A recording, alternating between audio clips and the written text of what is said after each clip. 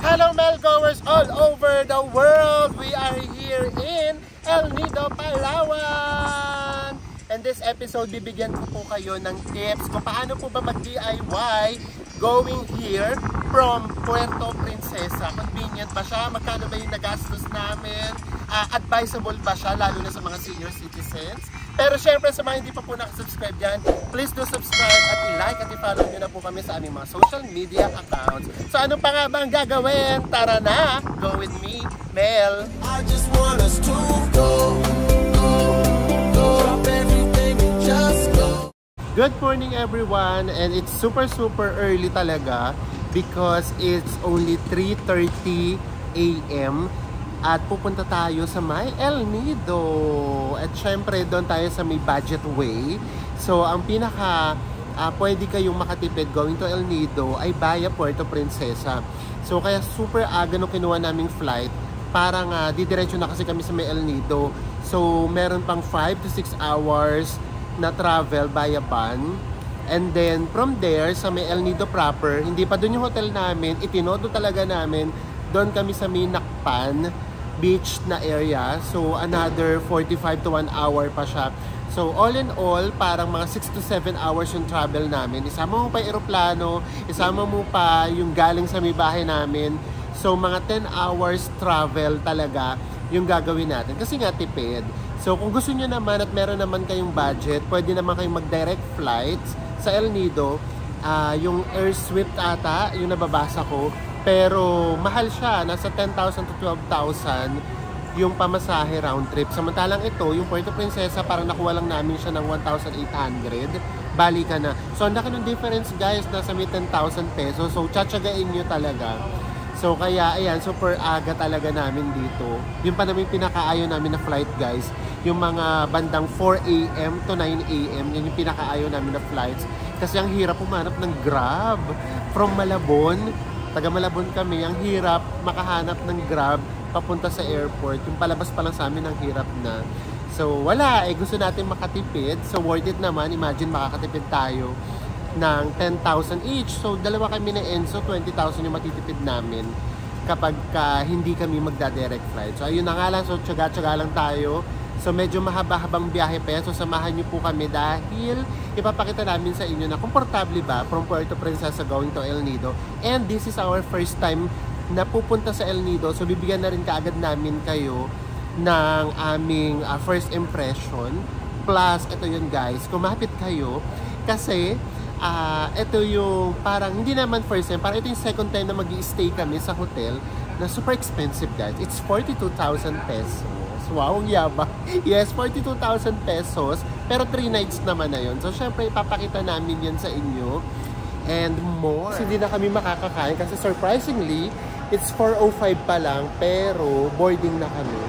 So, napag-decidean na lang namin na bumili ng Krispy Kreme. Tapos, dadali na lang namin siya sa may train. So, ayan. And guys, ha, imagine ha, 4 AM or 4:05. Ganito na karami yung tao. Diba? Ang dami na talaga nagta-travel ngayon. So, syempre, yung mga ganitong oras talaga, usually, mas mura din kasi. So, katulad ngayon nakuha namin, naka-promo siya. So, 1,800 lang siya balikan. Kaya marami talaga nagta-travel din ng mga ganitong oras. Kasi nga yung mga mas mura, kahit papaano. So, guys, ito na, boarding na tayo. So, konti na lang yung pila. Ha? Tayo na kaagad. So, ayan. Ito yung binili namin. Ito, di ba? Box of 6 talaga, guys. Hindi talaga sa amin kumakasya yung tag-isa or tag-dalawa lang. Tag-tatlo talaga. At ang favorite lang talaga namin, yung original glaze. So, ayan. And then, magkita-kita tayo kapag nasa Puerto Princesa na tayo. See you in Puerto Princesa!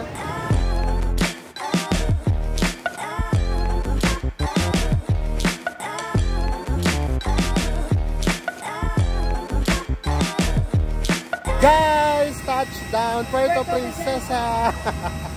Grabe, talagang borlux na borlux lang kami sa may aeroplano. Pero ang ganda, grabe nung sunrise, 'di ba? Imagine sunrise sa may aeroplano. So from here sa may Puerto Princesa Airport, meron na rito sakayan ng van. Pero kami nag-arrange na kami ng shared van which is 550 pesos lang.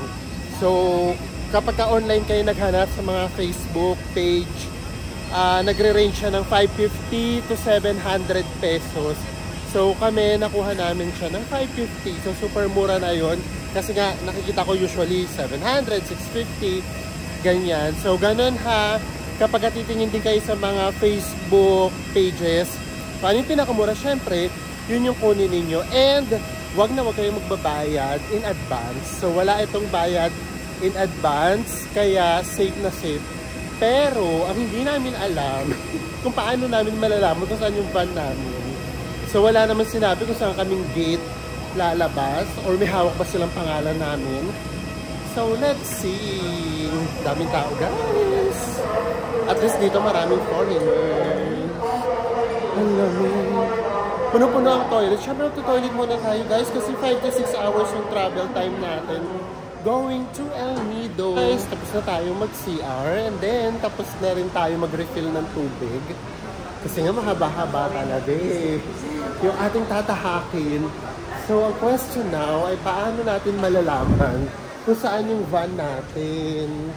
Just kung hindi man lang kami nga pala nagtanong kung paano malalaman. So, eto na yung labas ng Puerto Princesa Airport. Actually, in fairness, medyo maliit yung airport din dito. Pero, to be honest, maganda naman. In fairness. So, okay naman siya. Presentable, kumbaga. So, guys, ayan na. Nakita na natin. Ayun, oh. Sabi ko sa inyo, eh. Ayun, oh. Romel Rojas. Talagang pinagkalandaka yung tunay na pangalan. No? Hello po. Welcome po. Good morning. Kuya. So, ayan. So, ito yung nakuha nating van. Saan? Dito muna. Maghihintay muna tayo. So, ayan. So, shared van siya. Ilan yung laman nun, boss? Bali, ano ho tayo, 12 person. 12 person. Sakto po yung isang van is 12 person. Tapos ilang oras po? Is 56 hours kasama na yung stopover natin sa 56. Thank you po. So, ayan. So, 12 tayo. So, kaya mas mura siya. Ay, sorry, may coffee. Hindi pa maupo. And then, 5 to 6 hours na yung biyahe. Pero meron daw stop. So, at least, diba, pwede pa tayong mag-CR or kung magugutom talagang pwede pa tayong kumain siguro. Guys, after 25 minutes of waiting, ayan, kompleto na tayo. So, ito na yung van natin going to El Nido. Feeling ko naman, komportable naman yung seats namin kasi malaki naman yung van. Ayan, tapos nag-request kami na dito sa may harapan and ang bait naman. So, ayun lang. So, ilalagay na lang din namin yung number nung kinontak namin para dito sa may transfer just in case na ito talaga yung pinakamura.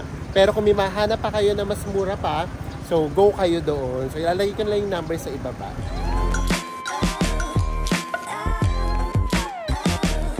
Guys, after 2.5 hours, ito meron tayong stop. So pwede kayo ritong kumain. And then guys, ang ganda ng view. In fairness. Tapos ayan, pwede rin kayong bumili ng mga food ninyo. Ano ba yan? Parang nabingi ko. Ayan o, yung mga food nila. Everything is essential ng food. Pero ito yun guys. Look at this view. Ganda. Diba? Oh, may pa-view deck pa sila dito. So ayan, grabe guys. Yung daan. From Puerto Princesa hanggang dito. Yung 2.5 hours na yun guys. Talagang mazigzag siya. And then partida na yun. Sabi pa ni Kuya, ano pa daw, lalo na daw kapag malapit na yung El Nido na talaga. So, mas masigsag daw dun. Diyos ko, parang humihiwalay na yung kaluluwa namin sa may katawang lupa na. So, pakiramdam ko lang ha. Pakiramdam ko lang naman, yung mga seniors, may hirapan sila kung may kasama kayong seniors. Ayun nga, so, if ever, pag-ipunan nyo na lang talaga, kung medyo walang budget, pag-ipunan nyo na lang talaga, na diretso na lang kayo ng El Nido Airport. Kasi kapag from Puerto Princesa, grabe, parang maihirapan talaga yung seniors. So guys, ito yung food namin. Lahat ko 350. So sa Enzo meron dito isda, meron dito afritada, and then Bicol Express. Pero tignan nyo guys, tignan nyo yung kanin nila. Ang liit. I mean, ang konti talaga. So ayan. And then, after nito, pagkatapos natin kumain, travel na naman tayo. Imagine guys, nasa may kalahati pala ata tayo, or baka nga wala pa. So more or less 3 hours pa yung ita-travel natin. So, kumbaga magre-recharge muna ulit tayo ng energy and sana wag na tayong antukin kasi grabe ang hirap matulog talaga. Ang hirap labanan ng antok dun sa may van eh. Kasi yun nga eh, talaga sumasaway talaga yung katawan mo dun sa may kurbay, dun sa may mga zigzag. Guys, tapos na tayong kumain and then nakapag-CR na rin tayo and of course, only in the Philippines. Alam mo yun, kumain ka na sa may restaurant nila. Tapos kapag mag-CR, kailangan mo pa rin magbayad. Nakasama naman. Oo, ganun talaga. So anyway, so ayun na nga. Lalarga na ulit tayo. Mga 3 hours pa yan or 3 and a half. So, 2 and a half na lang. Wow, sana. So, ready ka na ulit. Grabe. Ang hirap talaga. Siguro hindi na talaga kami sanay sa mga long drive na ganyan. And then, ayun nga eh. Kasi talagang yung pasigzag talaga eh. So, anyways, ganun talaga. Isipin na natin, ang laki talaga nung natipid natin. Kasi kung hindi naman nga, Diyos ko yung pamasahe papunta pa lang sa may El Nido, 6,000. So, kung balikan, 12,000. So, malaking tipid talaga kapag sa Puerto Princesa kayo dadaan. So, yun nga lang, i-ready nyo nga lang yung katawan ninyo. Guys, after mga 5 hours and 10 minutes, nandito na tayo sa may El Nido. And look at that. Limestones, diba? So, nandito tayo sa may pinaka-terminal. And gaya nga ng sabi namin sa inyo, kailangan pa uli namin sumakay pa ng van papunta naman dun sa may Nakpan Beach kung saan tayo mag-i-stay. Pero anong oras na? 12:30 pa lang. And yung ating shuttle ay 2 PM pa. Pero hindi siya free shuttle guys ha. We have to pay 400 each papunta pa lang doon. So kung balikan 800 each. So 1,600. Kaya i-consider nyo yun kung pupunta kayo dito sa may El Nido, kung saan kayo mag-i-stay. Kasi kami, napili namin yung Nakpan Beach. Ayaw naman kasi namin ng masyadong activity. Napagkasunduan namin na nga, na wag na nga talagang mag-island hopping. Kasi hindi naman kami marunong lumangoy. And parang pare-pareho lang naman yung itsura. Alam na namin kung gaano kaganda yung mga islands ng El Nido para rin sa Coron. So gusto lang namin relax lang. So kaya gano'n. So ngayon, hanap muna kami ng matatambayan kasi 1.5 hour pa. So siguro maghanap namin ng makakapihan kasi grabe ang antok namin, hindi mawala guys. Pero grabe rin ang ano rito, sikat ng araw guys. Guys, tignan nyo guys, ang ganda. Guys, after 1.5 hour na waiting, nandito na yung van natin, ayun siya. So guys, alam nyo bang dito lang kami naghintay sa may waiting shed ng 1.5 hour. Plano namin mag-McDonald's. Pero naisip kasi namin, kapag nag-McDonald's pa kami, ang mahal ng pamasahe, alam niyo bang 150 one way. So kung magbabalikan pa kami, 300 pesos. So eto na ang ating van. We're so excited na sa ating hotel. So tara, let's. Dito na kami sa may van. So kasi kami palang dalawa. So ayan na, nagsusundo-sundo na. So ito nga, yung shared van siya. Kasi guys, wala talagang biyahe from dito sa may El Nido going to Nakpan, kaya mas mahal talaga siya. Kaya kayo, yun i-consider ninyo. Kung ayaw nyo nang gumastos ng malaki, dito na lang kayo sa may town proper. And then kung gusto nyo bumisita lang sa may Nakpan, usually kasi ganoon naman ginagawa ng mga turista, bumubisita lang sila doon ng one night. Actually hindi nga, minsan nga parang diniday tour lang nila, umaarkila lang sila ng motorbike. So ganoon na lang din yung gawin nyo. Kaya nga lang kami, napag-decidean nga namin na doon talaga. Kasi nga, sabi nga yun daw yung pinakamagandang beach dito sa may Palawan ha, not just in El Nido, sa Palawan talaga, pati daw sa Pilipinas na rin daw as well. And guys nga pala guys, if you are in a group guys and hindi kayo marunong mag-motorbike, pwede din kayo mag-rent ng tricycle nila na pwede nyong upahan ng 800 to 1,000 pesos. Mas makakatipid kayo no, kasi grupo nga kayo. Oo, yun nga lang talagang sobrang malubak daw doon. So, i-anticipate nyo na yung alikabok, yung ganyan. Alay kasi kapag van, ayun din yung ina-advise ng resort na para nga mas komportable daw. So, ayan, magkita-kita na tayo dun sa may resort, guys. We're so excited.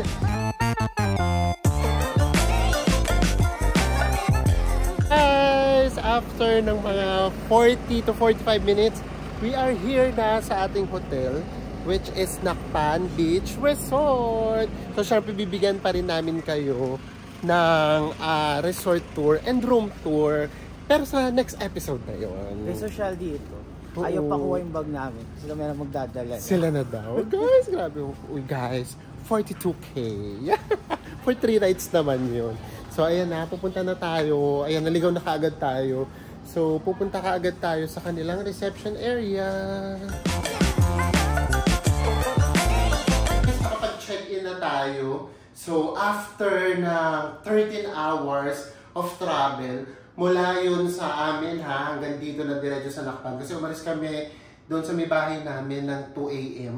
And then nakarating kami rito 3 PM na. So, imagine guys, 13 hours na travel yung ginawa natin. So, bigyan na namin kayo muna ng mga kaunti naming advice kung kayo ay pupunta dito sa may El Nido. So, unang-una, ang gawin ninyo, kung talagang gusto nyo dumiretso kagad dito sa may El Nido, kumuha kayo ng flight na katulad sa amin, yung 5 AM, ganyan, 6 AM, para yung first day ninyo dito sa may El Nido, hindi siya masayang kasi nandito na kagad kayo ng 2 o'clock or 3 o'clock. Pero kung ayaw nyo ng ganun, yung diretso, actually pwede kayong pumunta muna ng Puerto Princesa. Pwede muna kayo doon mag-stay ng 1 night, o yung iba nga nag-stay mo doon ng 2 nights, 3 nights. Yung iba kasi talagang nilalagari from Puerto Princesa, pupunta pa nga minsan yan ng San Vicente, and then tsaka na pupunta ng El Nido. So kami nga kasi very limited lang yung time na meron kami. Kasi nga kasama ko si Enzo. Talaga kapag kasama ko si Enzo, as in talagang konting araw lang yung pwede naming gamitin. Lalo na ngayon pa-peak season na rin yung aming negosyo. Maghanap na kaagad kayo sa mga online, dun sa mga Facebook page. Makikita nyo naman doon Palawan Tour Chuchu, ganyan, or Palawan Tour Packages, ganyan. And then, meron naman doon usually mga nagpo-post. Pwede doon magtanong, pwede kayo doon mag-post, sabihin nyo na kailangan nyo ng transfer going here sa may El Nido. So, ang pinakamababa nga na nakita ko guys, 515. So, yun yung hanapin ninyo. Pero kung may mas mababa pa yung makikita doon, much better. Pero ilalagay ko na lang yung link para just in case hindi na kayo maghanap sa iba kapag mas mahal, pagka 600, 650, ganyan. And then yun nga, huwag agad kayo magbabayad. Upon arrival agad yung bayad ninyo. Tapos, pagdating doon sa may airport, sa may Puerto Princesa, yun lang, meron doong waiting game na nagaganap. Kasi gagather kayo lahat Kailangan kasi maging 12 kayo. So, ayun, parang nakikita namin doon, merong mga times na 8 lang. Tapos yung kukunin niya yung 4 sa may kabilang grupo, parang gano'n. So kami, naghintay kami ng mga kulang-kulang 30 minutes lang naman. So ayun, gano'n lang siyang kadali. From Puerto Princesa going to El Nido, guys, talagang grabe. Ang zigzag-zigzag ng daan, nakakahilo siya, masakit sa puwet, nakakainip, nakakaantok, kasi nga wala pa kaming tulog. Tapos hindi ka naman masyado makakatulog kasi nga, grabe, sumusunod niya yung katawan mo doon sa mga bawat pag-curve niya, sa may bawat pagliko niya. So, para sa akin, hindi siya advisable for senior citizen. Mahirapan talaga sila. Unless, kukuha kayo ng private transfer na kayo lang yung nandun sa may van. Ito kasi may mga katabi talaga kayo Iba-ibang grupo talaga.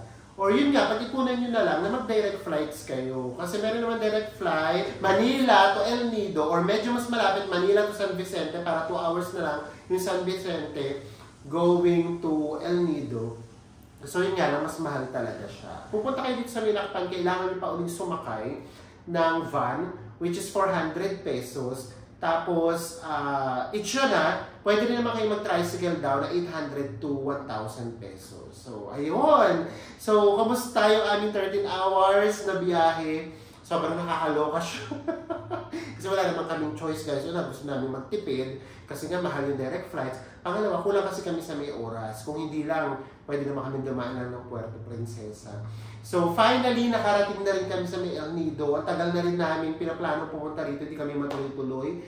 Nakapag Puerto Princesa na kami 3 times. Nakapagturo na kami 1 time. And now, finally, nandito kami sa may El Nido.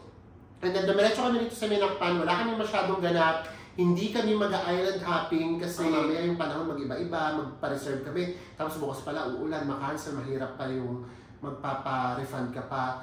Tapos, yun, gusto lang talaga namin mag-relax. And then sayang naman yung hotel guys, kung hindi namin ima-maximize yung stay namin dito. So gusto namin yung 3 nights na stay namin, as in yung 2 nights nandito lang talaga kami, 1 day lang kami aalis, kasi meron pa kami mga beach na pupuntahan. So marami kayong aabangan dito sa ating El Nido series. Susunod na vlog namin, ipapakita namin sa inyo yung worth 42,000 pesos na accommodation namin. Worth it ba siya? So ito yun, magkakaroon tayo ng room tour. Siyempre, bibigyan namin kayo ng honest review. And more! Kaya huwag kayong bibitiw, guys!